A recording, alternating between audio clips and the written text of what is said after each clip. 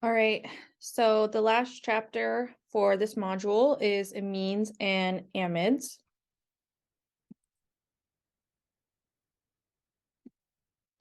So what is an amine and what is an amide? They both sound very similar and they look very similar too. So an amine is a nitrogen atom attached to any amount of hydrogens, R meaning any amount, where an amide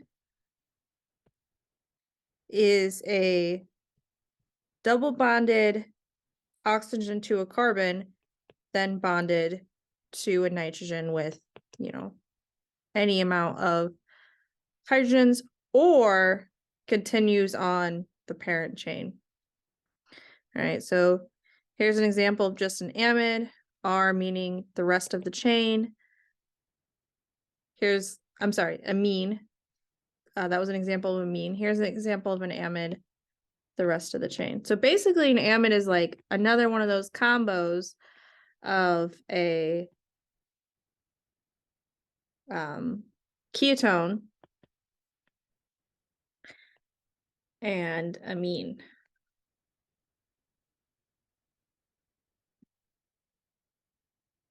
So properties, we're going to lump them together, talking about their properties. So these are more soluble than alkanes, alkenes, alkynes, but they're going to be less soluble than our alcohols and our carboxylic acids. So in particular, they have an H bond, so they can do hydrogen bonding. H bonding there, hydrogen bonding. They can do that. So can alcohols and carboxylic acids. But they're a little less soluble and have lower BP and melting point because OH is more electronegative than NH. Now, don't think too hard about that. It's it goes all the way back to the periodic trend. So just to kind of review the properties we have so far, if this is increasing melting point / boiling point / solubility.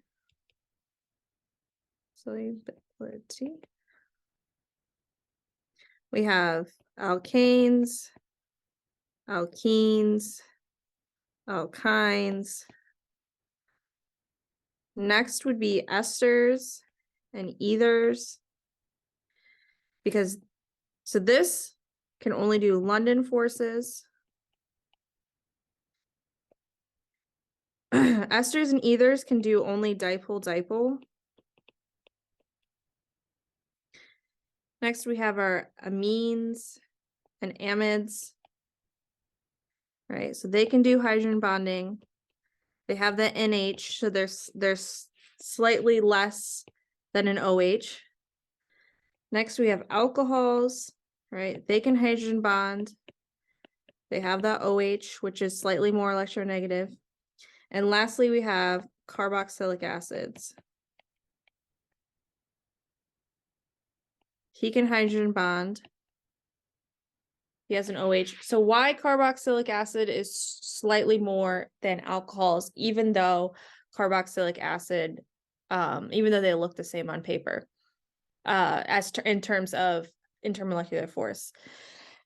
I could go into a long spiel about electronegativity, but I think for the purpose of this course, just take my word for it. If you're interested, we can have a talk about it.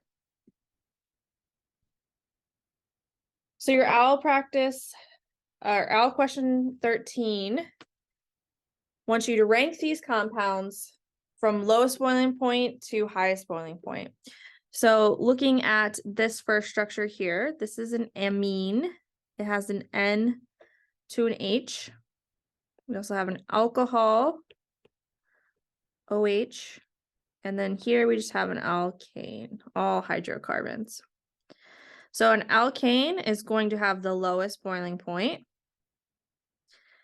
An amine in this scenario is going to have an intermediate boiling point, and alcohol is going to be the highest of these three in this scenario.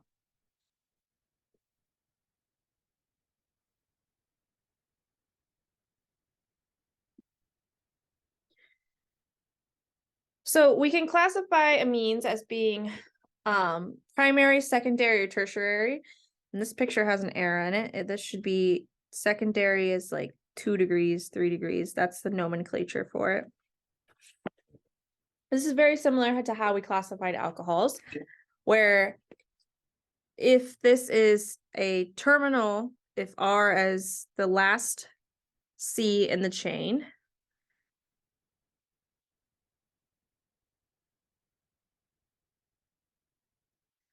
then this is a primary amine. If it's sandwiched between 2 carbons,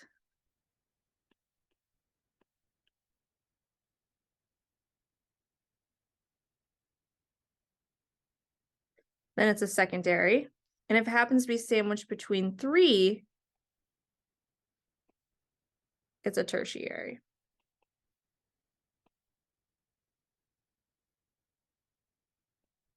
Three carbons. Oops. So your OWL question 10 asks you to classify these. The drop-down menu just has secondary, primary, secondary, tertiary, right?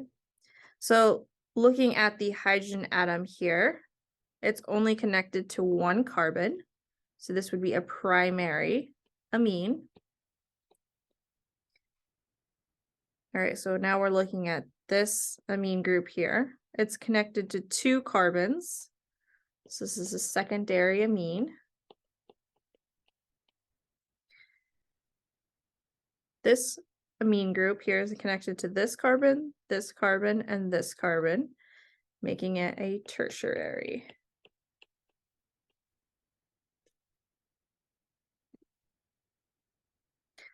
So naming amines. So this is our, our general naming rules, right? We have our prefix, which is our branches, our parent chain, and then our suffix. So the prefix for functional groups with a suffix of, our suffix for functional groups of amine is easy. It's also amine, just the full name. So looking at this structure, I know it's going to have the suffix amine because it has an amine functional group. I want to put that functional group at the lowest possible carbon that I can. So that'd be numbering from right to left in this case. And there's no branches, so I'm not going to worry about that. So I have 4 carbons in my parent chain, which is but or but. All right. So then we need to tell our audience what carbon atom that amine group is coming off of. So in this case, 1. So 1 butamine. So here's some other examples. So here, well, it's already given you the name, but I'm going to show you why that name is what it is. So I have my carbon chain here. I'm going to number from left or right to left, because that puts my amine group at carbon 2 instead of potentially 4. And then I'm telling my audience that it comes off of the second. It's 5 carbons, so it takes on the abbreviation pent and amine.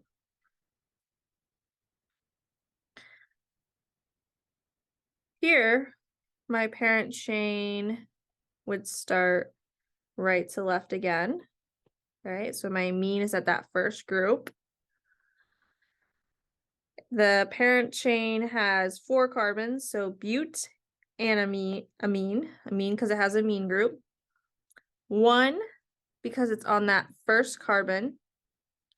Now it has a branch, right? So we have to tell our audience, hey, there's a branch. It comes off of the 3rd carbon, and it's a methyl group. All right, now here comes the fun part. So here's my amine. but oh wait, it is not a part of my parent chain. What the heck do I do then? Well, you go ahead and name your parent chain.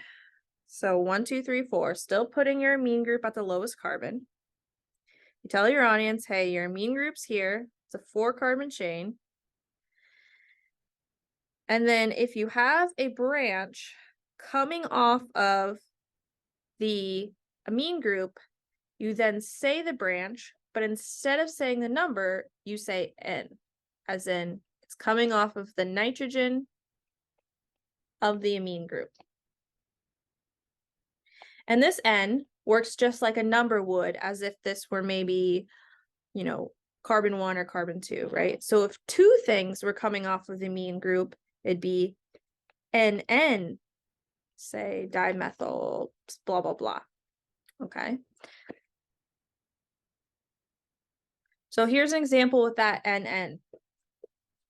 This is your OWL, similar to your OWL question 11, where it's having you draw an amine, right? So I know it's going to be amine because that's the suffix. My carbon chain is 4. So I'm just go ahead and start by drawing 4 carbon chain. I'm going to go ahead, since I'm drawing, I get to decide that I want my first carbon to be left or right this time. So they didn't tell me here what carbon my amine group's coming off of. If they didn't tell me, we can imply that it's 1. So I'll draw one more bond here, going to N. So then it's telling me that I have 2 methyl groups, both coming off of my N. So like this and like this. All right, so there's my structure. We could talk about the hydrogens, but Al's gonna figure it out for you. Al's gonna tell you.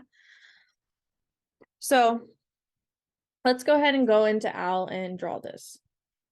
All right, so I have my structure here. Ignore the, oh, it is the same. Okay, so the name is the same. I was worried the name would change on me. Okay, so I'm gonna build my carbon chain first. So 1, let's zoom this in a little. Ooh, too much.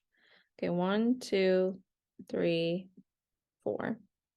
I'm gonna build out, even though I eventually want this to be a nitrogen, I'm gonna go ahead and build out a carbon here and tell it to replace it with a nitrogen.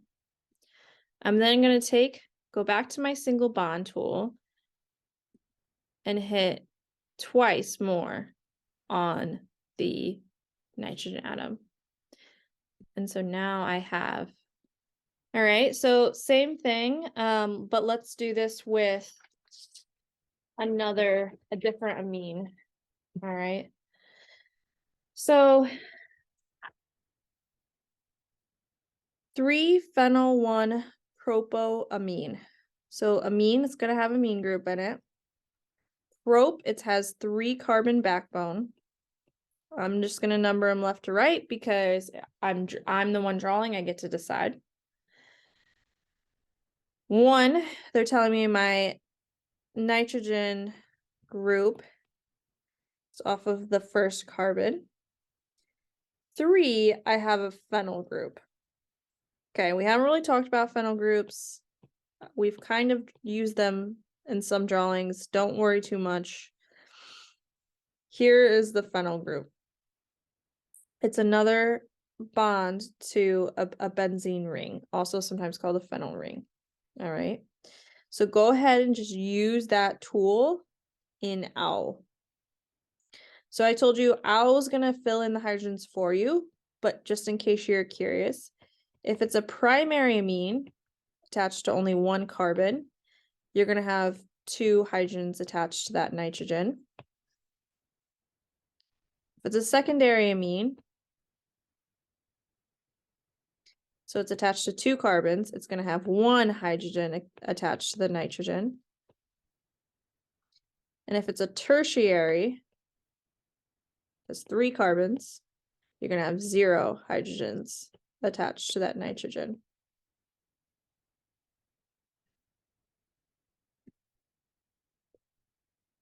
Nitrogen doesn't necessarily follow the same rule as carbon does, so. All right, naming amides, right? So here's our amide group we talked about earlier. It's a C double bonded to an O with an amine group. So it's basically this combo of a ketone or an aldehyde with an amine group, and we call it an amide. So its suffix is amide. We like that. It's nice and easy. It's the same name. Okay. So our parent chain here for this example, we want to put our numbering closest to the amide, or basically make it at the lowest carbon possible. So here we have a bute. And to be honest, I think it's butanamide. All right. So this one is another one where we don't need to say if it's on the first carbon or not, or what carbon it's on, because this group is always going to be terminal. So functional groups that this works for, where you don't need to say the number: amides, carboxylic acids, and aldehydes. Those are your three. All right, so I hate the questions for this OWL because they got a little crazy with the rings. So I'm going to help potentially walk you through this one. So I did 2 examples with these crazy rings. So we have this slide and another slide. All right, so okay, so this ring here, when it's attached to a amide group, we call it all by itself benzamide. Similar to how this group attached to a carboxylic acid group was just benzoic acid. So benzamide. All right. So here is our benzamide. Here is our branch. Crazy. Like, how would you know that? I don't know. So our root word here is benzamide. And then we have a phenyl, right? We introduced this functional group earlier. Phenyl group attached to the N of the amide group. So N-phenyl benzamide. Okay, crazy. Email me if you need help because I had to honestly look some of these up. All right, here's another example of 14. So here's a little bit tamer of example. Here's our amide group. We're going to put 1 here, 2, 3, 4. So this is bute and amide. We don't need to tell our audience that it's 1 because amides automatically have to be at a terminal carbon. Here's another group here. So here's my amide group. Here's my carbon chain, 1, 2, 3. This whole thing is a branch.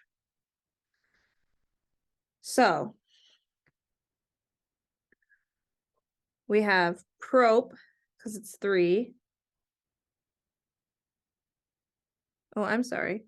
1, 2, 3, 4. So this isn't prop, this is bute. Come on. Okay. So this is bute and amide. Then we have a branch coming off of the nitrogen of the amine or amide. Now, when it's directly goes into this, it's a phenyl ring. When it has a carbon before that and then the ring, it's a benzyl. So the last example, we had a phenyl ring. Here we have a benzyl. Why it's like that, I don't know. Those are just the rules. Crazy, right? Okay. So final couple slides here, just talking about reactions with amines. All right, so there's only one kind of reaction we need to know. So that's an amine plus a carboxylic acid. So what the heck happens when we do that? We end up getting an amide salt.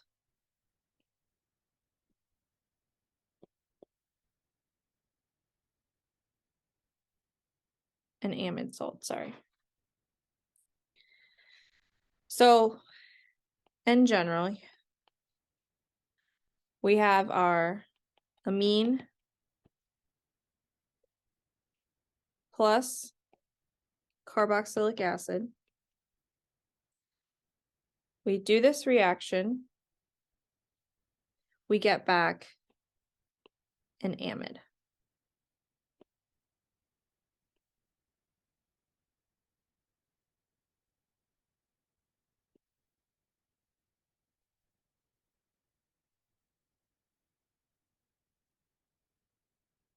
And then water.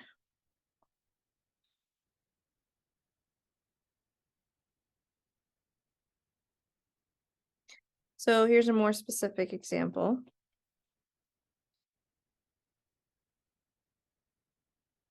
Okay, and this is the exact example you're going to see on your exam.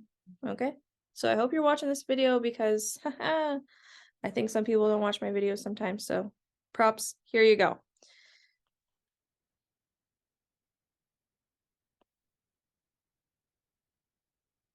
So here we have an amine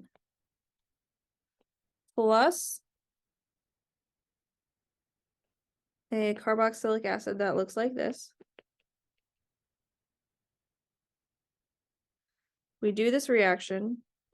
We need heat, so it has this little delta sign. And you get back this crazy thing. So basically, this nitrogen attaches here, shoots off this with water, and then whatever's attached to the nitrogen comes along with it. So if this becomes a nitrogen and then also carries whatever is attached to it, you end up getting a product that looks like this.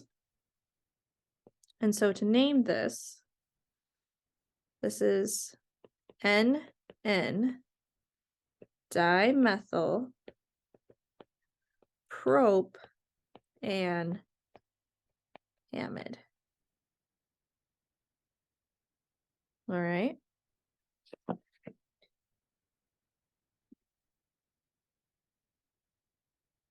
All right. So amines. So amines are pretty cool. They are the backbone to a lot of neurotransmitters. So here's norepinephrine. Here's an amine group. Dopamine has an amine group.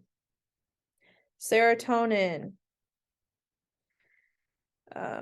Acetylcholine has an amine group. It also has an ether group here, or ester. I don't remember which is which, to be honest. The exam's a little light on esters and ethers. There's like one question I'm gonna give it to you because the question's worded really funky. Amphetamine has an amine group, epinephrine, right? So amines are important backbones for neurotransmitters. And so if you're interested, here's some other ones that the book had listed. And if you're curious how these structures differ, so I think it's interesting to look at how similar, morphine is to codeine, to heroin. It's just interesting to look at. This is why people get, addicted, because they're so similar. Same as in the previous slide, it's interesting to look at how similar, epinephrine is to norepinephrine. So just food for thought there. But the main takeaway here is that amines are backbones for neurotransmitters.